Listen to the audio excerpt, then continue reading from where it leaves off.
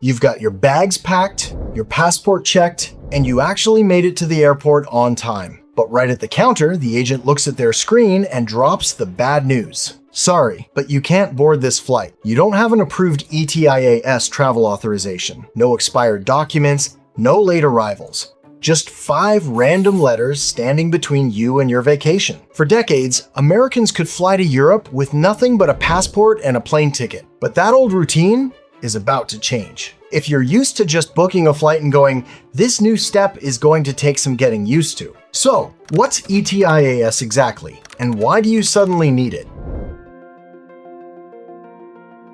ETIAS stands for the European Travel Information and Authorization System. The name sounds way more complicated than it actually is. Think of it like ESTA, the online system the US already uses for international visitors. First off, ETIAS isn't a visa. You won't have to visit an embassy, do an interview, or get a physical stamp in your passport. It's just a quick digital pass for travelers who usually go to Europe visa-free, whether you're heading over for a vacation, visiting family, or taking a short business trip. Once it rolls out, you'll need this approval before visiting 30 European countries. But here's the most important part right now. ETIAS isn't live yet. While initially expected to launch in late 2026, the EU has recently removed this timeline and announced they will confirm an official start date several months before the system goes live. Since there's no official start date, you don't need to apply for anything yet. When it does go live, the system will link everything directly to your passport, and airlines will check it before you board. That means even if your passport is good to go, you're not getting on the plane without this digital approval. And watch out, even before the official site opens, online scams are already popping up.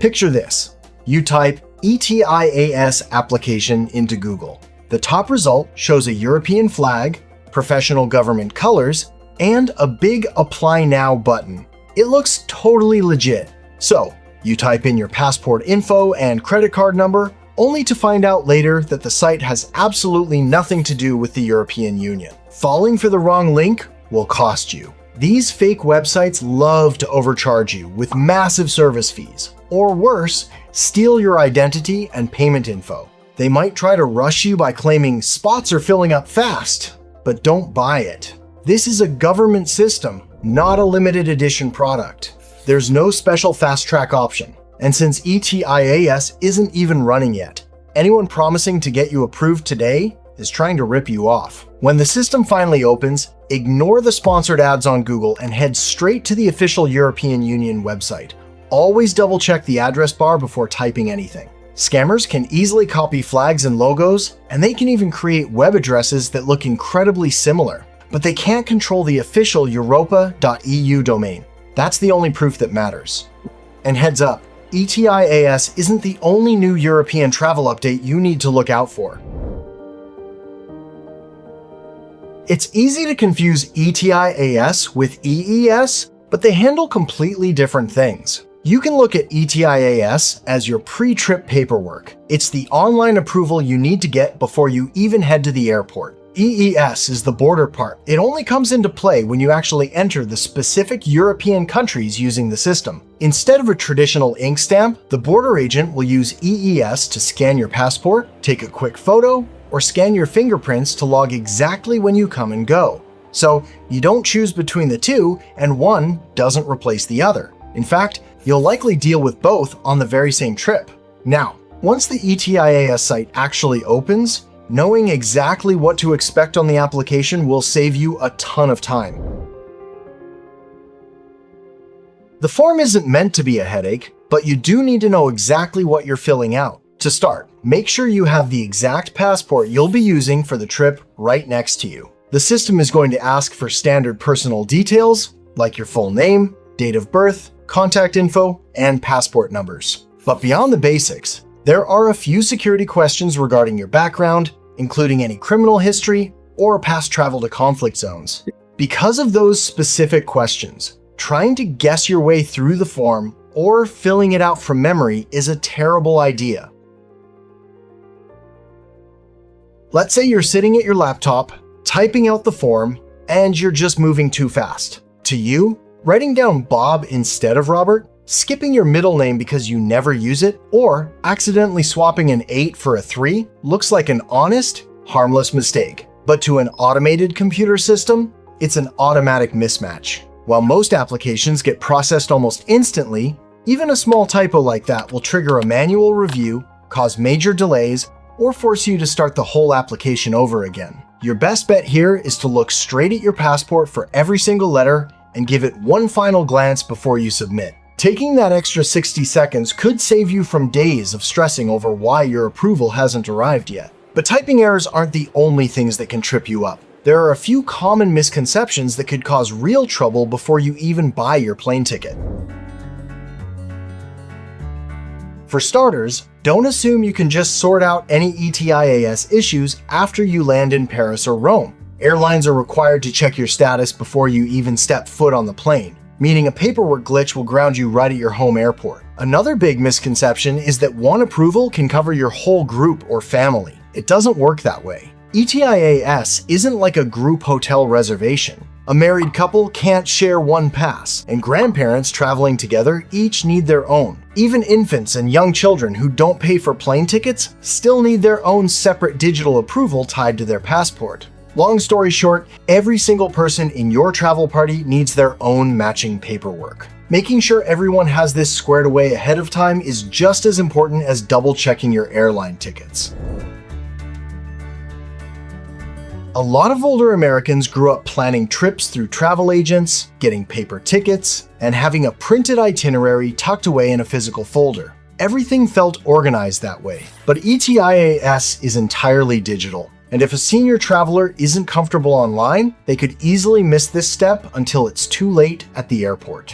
Thankfully, that doesn't mean older family members have to figure it out all by themselves. A tech-savvy child or grandchild can easily step in and handle the online form for them. If you're helping a parent or grandparent, just make sure to have their physical passport right there, double-check the info together, and use an email address they can actually access for the confirmation. Taking a few minutes to help them with the paperwork is a simple way to protect a dream vacation they've been looking forward to for years. Plus, there are a couple of specific perks for travelers over 70 that make the whole thing a lot easier.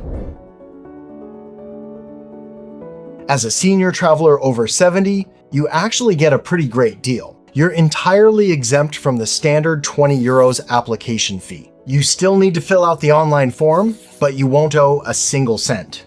That means if a sketchy website tries to stick you with that €20 fee, plus some huge mandatory processing charge, back out immediately before typing in your credit card info. Another huge plus is that once approved, your ETIAS stays active for up to 3 full years, or until your passport expires, whichever happens to be earlier. It covers multiple short trips during that window, as long as you stick to the standard 90 days in any 180 days rule. So, if you're looking to visit Italy this year, France the next, and Spain after that, you wouldn't have to worry about applying all over again for every single trip. The only real catch is that the digital approval is tied directly to the exact passport you used. If you end up getting a new passport, the approval won't transfer over with it. You'll just have to log back on and do a quick new application. Just to reiterate, don't try to apply today. ETIAS isn't open yet. The smartest move right now is just waiting until the European Union officially drops the actual application link. Once the system goes live, make sure to handle it early on while you're booking the rest of your trip. Definitely don't leave it until the night before you pack your bags. Stick to the official EU website or their mobile app. Grab your physical passport, copy every single detail exactly as it's written, and double-check everything before hitting submit. Since the pass is purely digital, you won't actually need to print out a special certificate. Even so, keeping a quick screenshot on your phone is always a smart backup just for peace of mind. And right before you walk out the door to catch your flight, make sure you're holding the exact same passport you used for the application. If that matches up, you're good to go.